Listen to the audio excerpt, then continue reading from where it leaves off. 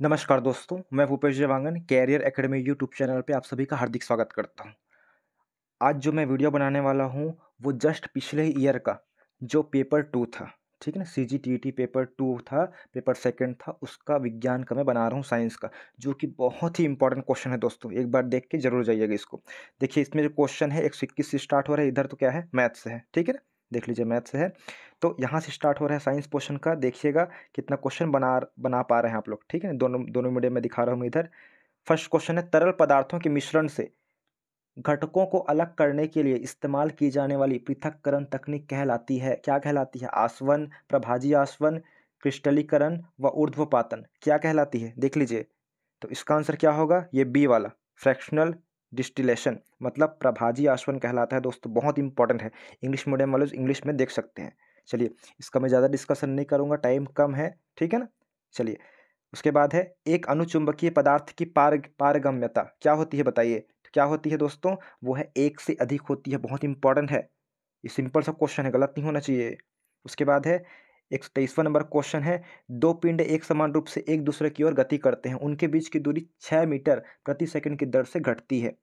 यदि एक पिंड एक ही दिशा में गति करते हैं तो उनके मध्य दूरी जो है 4 मीटर प्रति सेकंड की दर से बढ़ती है। दोनों पिंडों की गति क्या होगी ये पूछा गया है, तो आंसर क्या होगा इसका? तो आंसर होगा दोस्तों, लास्ट वाला आंसर होगा 1 मीटर प्रति सेकंड, 5 मीटर प्रति सेकंड, ठीक है ना, दोनों पिंडों की अलग अलग। ये सही आंसर है।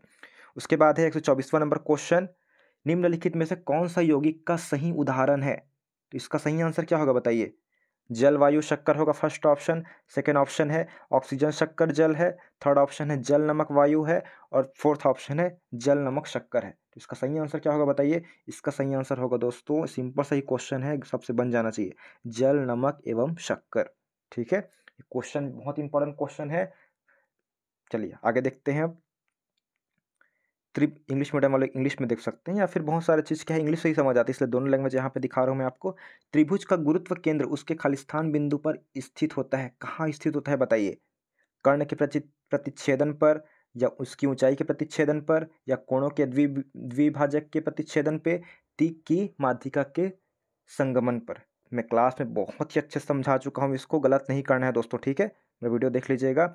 वो क्या है, इसका आंसर क्या होगा? माध्यिका के संगमन पर आधारित है, याद रखना है, बहुत इंपॉर्टेंट है। उसके कहाँ पे होता है? माध्यिका के संगमन पे होता है बिंदु। उसके बाद है, प्रिज्म के आपतित किरण और निर्गत किरण के बीच के कोण को खालिस्तान कहते हैं दोस्तों, बताइए। इंग्लिश में पढ़ सकते हैं आप लोग ना। इसका आंसर क्या होगा? देखिए फर्स्ट ऑप्शन बोल रहा है कि फैलाव का कोण, सेकंड ऑप्शन है अपवर्तन का कोण, थर्ड ऑप्शन है परावर्तन का कोण कोण और फोर्थ ऑप्शन है विचलन का कोण। इसका सही आंसर क्या होगा बताइए आप लोग? तो इसका सही आंसर होगा दोस्तों, याद रखना है, विचलन का कोण होता है, सभी जान रहे हैं विचलन होता है ना, ठीक है ना। निर्गत किरण के बीच के कोण को क्या कहते हैं? तो ये जो है विचलन कोण कहलाएगा। बहुत ज़्यादा इंपॉर्टेंट है, ऐसे क्वेश्चन को आपको बिल्कुल भी गलत नहीं करना है, ठीक है। चलिए नेक्स्ट क्वेश्चन देखते हैं, विद्युत फ्यूज तार के लिए सही, क्या बोल रहे हैं, विद्युत फ्यूज तार के लिए क्या महत्वहीन है बोल रहे हैं, मतलब क्या इंपॉर्टेंट नहीं है बोल रहे हैं, ठीक है ना, ये जानना है।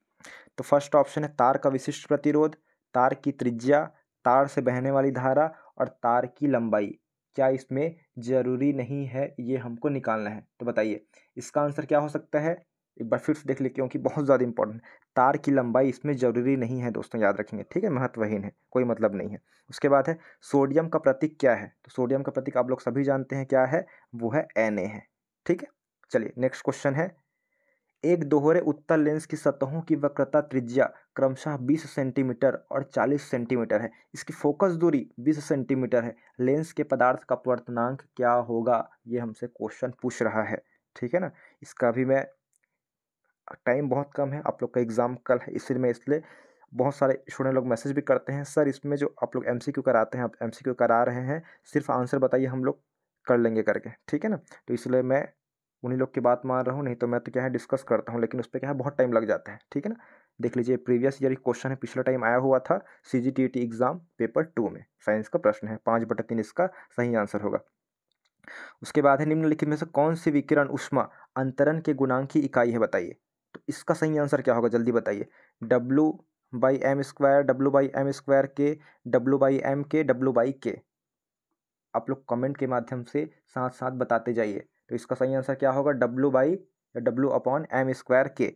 कौन सा है देखिए ऑप्शन में, W/M²K, ये वाला सी वाला ऑप्शन हमारा सही होगा। उसके बाद है एक एसी परिपथ के सिरों का विभव क्या बोल रहा है, E = ये बोल रहा है लगाया जाता है जिससे परिपथ में ये धारा बहती है, इतना इतना मैं पढ़ नहीं रहा हूँ क्योंकि टाइम ही है, टाइम कम है बहुत। इस सर्किट में बिजली खपत क्या होगी, इसमें बिजली सब खपत क्या होगी दोस्तों बताइए। इसमें क्या है, बिल्कुल ही बिजली खपत नहीं होगी, जीरो होगी, ठीक है ना। इसका हम लोग कर चुके हैं क्वेश्चन। उसके बाद है 132वां क्वेश्चन बोल रहा है कि CO2, CH4, ओजोन तथा धूल के कण ऊष्मा के पुनः विकिरण को रोकने की प्रक्रिया कहलाती है, क्या कहलाती है बताइए, जल्दी बताइए। ग्रीन हाउस प्रभाव कहलाती है, रेडियो सक्रिय प्रभाव कहलाती है, कि सौर प्रभाव कहलाती है, कि ओजोन परत रिक्तीकरण कहलाती है। सिंपल सा आंसर है, रोक देती है। वो कौन है, ग्रीन हाउस इफेक्ट है, जो एक प्रकार से क्या है, छाता बिछा देती है, ठीक है ना, ग्रीन हाउस बना देती है, पूरा हवा को बाहर निकलने नहीं देती है, ठीक है ना, वही ग्रीन हाउस प्रभाव है। उसके बाद क्या है देखिए, AB रक्त समूह के व्यक्ति को सर्वग्राही कहते हैं, क्यों सर्वग्राही कहते हैं बताइए। AB रक्त को क्या है, मतलब क्या, देखिए यूनिवर्सल, देखिए ठीक है, सर्वग्राही लिखा हुआ है यूनिवर्सल वाला। उसके बाद इसका आंसर क्या होगा देखिए, उसके रक्त में एंटीबॉडी पाए जाते हैं, उसके रक्त में एंटीबॉडी नहीं पाए जाते हैं, उसके रक्त में एंटीजन पाए जाते हैं, लिखा है। तो इसका सही आंसर क्या होगा, इसका सही आंसर सिंपल सा है, वो है उसके रक्त में एंटीबॉडी नहीं पाया जाता है, ठीक है ना, इसलिए उसको सर्वग्राही, सभी का वो, सभी ब्लड ग्रुप का वो खून ले सकता है, एब्जॉर्ब कर सकता है। उसके बाद है नेक्स्ट क्वेश्चन है, एक कण ए है, आयाम की सरल आवृत्त गति कर रहा है, माध्य स्थिति से कितनी दूरी पर इसकी गतिज ऊर्जा इसकी स्थितिज ऊर्जा के काइनेटिक एनर्जी के बराबर होगी। इसका आंसर क्या होगा, आप लोग बताने की कोशिश कीजिए। तो इसका आंसर होगा दोस्तों 0.71 A, ठीक है, क्या होगा 0.71 A इसका सही आंसर होगा। चलिए नेक्स्ट क्वेश्चन करते हैं, इंग्लिश मीडियम में भी देख सकते हैं ना। एक पिंड 10 मिनट में 62 डिग्री सेल्सियस से 50 डिग्री सेल्सियस तक और अगले 10 मिनट में 42 डिग्री सेल्सियस तक ठंडा हो जाता है, तो वातावरण का तापमान क्या होगा बताइए, ठीक है ना। तो इसका आंसर क्या होगा, चलिए आप लोग गेस करने की कोशिश कीजिए कि इसका आंसर क्या हो सकता है, जल्दी कीजिए इसका। चलिए आंसर बताऊं फिर इसका क्या होगा। इसका आंसर होगा दोस्तों, वो है 26 डिग्री सेल्सियस, सही आंसर ऑप्शन नंबर सी। उसके बाद देख लेते हैं, निम्नलिखित कथनों पर विचार कीजिए। फर्स्ट कथन है, प्रवाल भित्तियाँ, ठीक, कोरल रिफ्स बोलते हैं, इंग्लिश में देख लीजिए ना, इंग्लिश में साथ साथ पढ़ते जाइएगा। प्रवाल भित्तियाँ उथले पानी की कटिबंधीय सामुद्रिक परिस्थितियाँ प्रणाली है। सेकंड बोल रहा है कि उच्च जैव मास उत्पादन और समृद्ध वनस्पति एवं जीवों की विविधता इनकी विशेषता होती है। देखिए इसमें क्या बोल रहा है, कौन सा सही है कौन सा गलत, आप लोग देखिए इसमें क्या हो सकता है। तो इसमें दोस्तों याद रखना है, वो जो है दोनों ही सही बोल रहे हैं। पहला भी सही बोल रहा है बिल्कुल, प्रवाल भित्तियाँ उथले पानी की कटिबंधीय समुद्रिक परिस्थितियाँ प्रणाली है, पढ़ चुके हैं भूगोल में, ये भी है, ठीक है ना, भूगोल में ही पढ़ चुके हैं और साइंस का भी पार्ट है। तो इसमें क्या है, दोनों कथन सही हैं, याद रखना है ऐसा क्वेश्चन में, ठीक है ना, इसमें दोनों कथन सही हैं। उसके बाद है, खालिस्तान अर्धचालक या सेमीकंडक्टर निज अर्धचालक में दाता अशुद्धियों की डोपिंग करके बनाए जाते हैं। किस प्रकार के अर्धचालक का उदाहरण बताइए, एन टाइप, पी टाइप, ए व बी दोनों, और इनमें से कोई नहीं, तो कौन सा है दोस्तों इसका बताइए। एन टाइप तो पढ़े हैं ना हम लोग, तो एन टाइप इसका सही आंसर होगा। उसके बाद देखते हैं हम लोग, दो समान बल जिसमें प्रत्येक का मान पी है, थीटा कोण पर कार्यरत है, इनका परिणामी क्या होगा। इनका परिणामी क्या होगा दोस्तों, तो ये कॉस में जाते हैं, हम लोग पढ़े हैं कॉस थीटा वाले में पढ़े हैं ना, कॉस थीटा वाला एक ही ऑप्शन दिख रहा है, वो कौन सा है, 2p θ/2, तो यही इसका सही आंसर होगा। नेक्स्ट क्वेश्चन है, जब एक्स किरणों को शक्तिशाली चुंबकीय क्षेत्र में प्रक्षेपित किया जाता है तो वह क्या है बताइए। तो वह क्या है, फर्स्ट ऑप्शन है बिल्कुल भी विक्षेपित नहीं होती है, सेकंड ऑप्शन है क्षेत्र की दिशा में विक्षेपित होगी, थर्ड ऑप्शन है क्षेत्र की दिशा की विपरीत दिशा में विक्षेपित होगी, और फोर्थ ऑप्शन है क्षेत्र के लंबवत दिशा में विक्षेपित होगी। इसका आंसर क्या होगा बताइए। इसका आंसर होगा बिल्कुल भी विक्षेपित नहीं होगी, याद रखेंगे, do not gate deflected at all, ठीक है, लिखा हुआ है एट ऑल करके, ठीक है। उसके बाद देखते हैं हम लोग, पृथ्वी तक पहुंचने वाली कुल सौर ऊर्जा का कितना % भाग प्रकाश संश्लेषण में प्रयोग होता है, कि सूर्य का ऊर्जा जितना ही पहुंचता है पृथ्वी पर, उसका कितना % भाग जो है प्रकाश संश्लेषण पे उपयोग होता है। फर्स्ट ऑप्शन है 1 से 2%, 10 से 12%, 50 से 60% और 25 से और क्या है 20 से 25%। कितना होता है दोस्तों, आप लोग जब जल्दी बताइए मुझे, ठीक है, कितना होता है। तो याद रखना है दोस्तों, इसका सही आंसर होगा 1 से 2% जो है इसका सही आंसर होगा। चलिए आगे देख लेते हैं। टीसीपी या आईपी मुख्य रूप से उपयोग किए जाते हैं, किसमें उपयोग किए जाते हैं? फाइल स्थानांतरण, ईमेल में, दूरस्थ लॉगिन सेवा में। ईमेल में भी करते हैं, फाइल स्थानांतरण में भी करते हैं, ठीक है ना। तो इसका आंसर क्या होगा, कंप्यूटर में पढ़ें उपरोक्त सभी होगा। उसके बाद देखते हैं हम लोग, जैव संगठन का सही क्रम है, सही क्रम क्या है बोल रहे हैं जैव संगठन का। फर्स्ट ऑप्शन है जीव को दिया है, उसके बाद ऊतक को दिया है, इंग्लिश में भी देख सकते हैं organism, tissue, cells, organ, organ system. उसके बाद है cells, tissue, organ, organ system, organism, ये सब दिया हुआ है। सबसे पहले क्या आना चाहिए, सबसे पहले तो आप सभी को मालूम है कोशिका ही सबसे पहले रहती है, ठीक है, क्लियर है ना, कोशिका सबसे पहले रहेगी, तो कोशिका वाला ऑप्शन तो एक ही है, ठीक है। ऐसे क्वेश्चन देने का मतलब यही है कि पहला कौन सा है वही बस छांटना था। उसके बाद है एक षड्भुजाकार हेक्सागोनल, एक षड्भुजाकार कुंडली भुजा ए में धारा आई प्रवाहित हो रही है, कुंडली के केंद्र पर चुंबकीय प्रेरण प्रेरण मतलब क्या है, प्रेरण क्या होगा बोल रहे हैं, प्रेरण क्या होगा। चलिए तो इसका आंसर क्या होगा देख लीजिए ऑप्शन में, इसका तो पूरा न्यूमेरिकल है, डायरेक्ट ये बनेगा नहीं, बताइए इसका आंसर क्या होगा। तो √3 म्यू क्या होगा, I/πa होगा। तो कौन सा वाला ऑप्शन है, देखिए ये वाला ऑप्शन है हमारे पास, ठीक है, यही इसका सही आंसर होगा दोस्तों, ठीक है। चलिए आगे देख लेते हैं। पदार्थ बहुत छोटे कणों से मिलकर बने होते हैं, जिन्हें क्या कहते हैं, सिंपल से है, परमाणु तो पढ़े हैं ना, एटम्स बोलते हैं, देख लीजिए एटम लिखा हुआ है इसमें।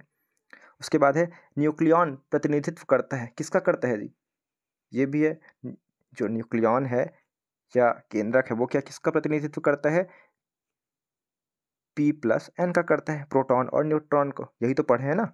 चलिए केमिस्ट्री का क्वेश्चन था। उसके बाद है निम्न विधियों की पहचान करें जिनके द्वारा चुंबक अपने गुणों को खो सकता है, चुंबक अपने गुणों को किस प्रकार खो सकता है बताइए। चुंबक को गर्म करने से, चुंबक को हथौड़ी से पीटने से, और कौन सा है चुंबक ऊंचाई से गिराने पर। तो चुंबकत्व उसका जो है खींचने की मतलब उसको चिपकने की क्षमता, आकर्षित करने की क्षमता कब खत्म हो सकती है, सभी कंडीशन में खत्म हो सकती है। तो कौन सा है आंसर, डी होगा, उपरोक्त तो सभी है, सभी सही है। उसके बाद है नारियल के खाने योग्य भाग कौन सा होता है, जो नारियल फल है उसका जो है कोकोनट, ठीक है ना, उसका खाने योग्य भाग कौन सा होता है, इंग्लिश में देख लीजिए या हिंदी में फल भित्ति लिखा है, भ्रूण प्रोस लिखा है, पूर्ण बीज लिखा है, बीजावरण लिखा है, इसका सही आंसर क्या होगा बताइए। तो इसका सही आंसर होता है दोस्तों भ्रूण, भ्रूण प्रोस को हम लोग खाते हैं, मतलब इंग्लिश में क्या बोलते हैं एंडोस्पर्म, एंडोस्पर्म को हम लोग खाते हैं नारियल के। उसके बाद है लाइकेन सहजीवी है जिनमें पाए जाते हैं, बताइए लाइकेन क्या है, सहजीवी है जिनमें पाए जाते हैं बोल रहे हैं, तो इसका आंसर क्या होगा आप लोग बताइए। फर्स्ट ऑप्शन है शैवाल और ब्रायोफाइट, सेकंड ऑप्शन है अधिपादप और अंतःपादप, सेकंड ऑप्शन थर्ड ऑप्शन है शैवाल और कवक, फोर्थ ऑप्शन है मांस और कवक। तो इसका सही आंसर होगा दोस्तों शैवाल व कवक, याद रखेंगे, ठीक है ना, लाइकेन वाला। लाइकेन किसके सूचक है, वायु प्रदूषक की जल प्रदूषण, तो आप लोग बताइएगा कमेंट में। उसके बाद है 149 वाला, निम्नलिखित में से कौन सा कंप्यूटर दुनिया का पहला व्यावसायिक कंप्यूटर था, व्यावसायिक वाला बोल रहे हैं, ठीक है। मैनिक पढ़े हैं क्या, मैनिक तो कोई जगह नहीं पढ़े, ये तो नहीं हो सकता, ठीक है ना। और क्या है एडसेक पढ़े हैं क्या, नहीं पढ़े, ये भी नहीं हो सकता। तो कौन सा बच रहा है जी बताइए, कौन सा हो सकता है, हम लोग क्या पढ़े हैं, विद कंप्यूटर खत्म किए हैं ना, तो इसका सही आंसर क्या होगा, चलिए ठीक, दो ऑप्शन तो मैं आपको लिए कट कर दिया हूँ, लेकिन आप लोग कमेंट के माध्यम से मुझे बताइएगा इसका आंसर क्या होगा, क्योंकि पढ़ा दिया हो ना, आपको याद है कि नहीं है, मैं ये टेस्ट करना चाह रहा हूँ। चलिए नेक्स्ट क्वेश्चन देखते हैं। एक बंद आर्गन पाइप P1 की पहली ओवरटोन आवृत्ति एक खुले आर्गन पाइप P2 की मौलिक आवृत्ति के बराबर है, यह यदि पाइप P1 की लंबाई 30 सेंटीमीटर है तो P2 की लंबाई कितने सेंटीमीटर में क्या होगी बोल रहे हैं, इसका आंसर क्या होगा सॉल्व करके बताइए, आंसर बता दो इसका, क्या आप लोग बताएंगे।